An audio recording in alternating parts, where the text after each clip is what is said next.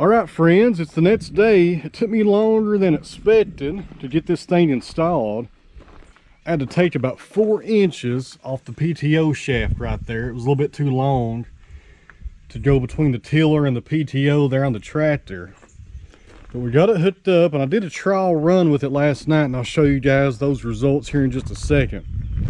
Well, what this is a 72-inch wide rototiller that runs off the power takeoff on the tractor. If you're not familiar with that, there is that drive shaft I just talked about that goes to the PTO shaft on the tractor, which makes this thing run. Now this tiller is made by Titan. That's the same company that makes the grapple and the pallet forks that we use here on the tractor. And this is the light duty tiller.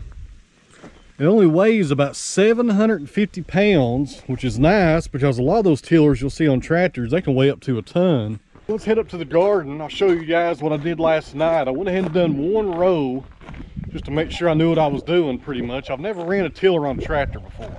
So look over the wind noise, guys. It's pretty windy out here today. Back here's the garden. Right there's the kiln, if you're wondering kind of where it's located here. Got the sawmill right over there.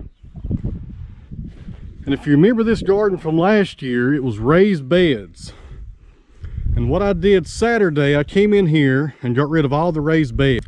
The guy we bought the place from, who had this garden for a long time, he had 2x6s in here on the sides. And that worked okay, but they were starting to rot. And I tripped over them all the time. I wasn't a big fan of them. But as you can see, the garden is still established right here where the raised bed was. Just about tripped right there. And I went in here yesterday and tilled up the first bed.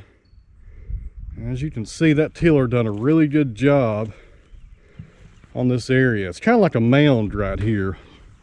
You have a walkway right here and right here.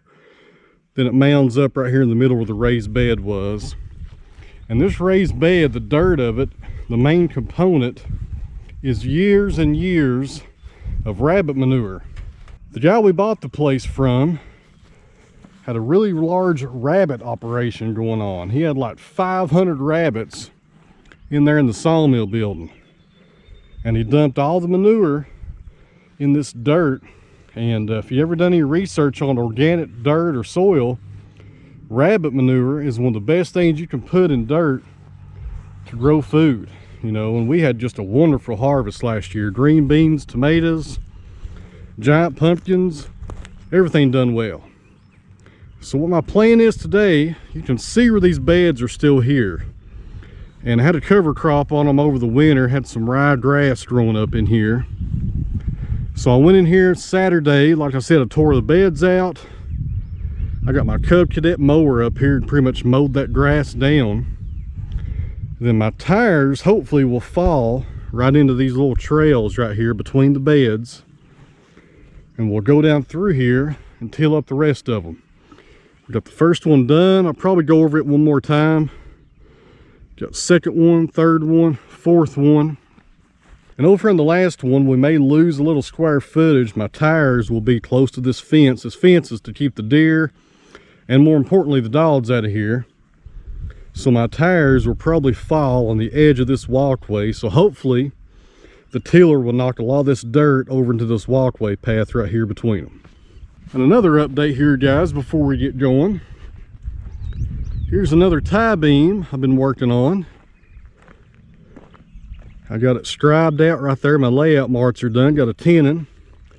I started on the floor joist pockets right there as well. Once the garden work is done for the day, I'm going to come out here and finish this tie beam up. And that one there is almost done. The only thing this one needs is a brace pocket right here and down there. And the last update, guys, I had this done about a week ago. This is the first concrete slab for the drying sheds that we're going to start building here. The dimensions are 6 foot deep, 12 foot long, and that should house about 1,000 board feet of lumber once I put a roof over it. I've got some white oak I've been sawing up. I'll put 4 corner posts and a roof over this.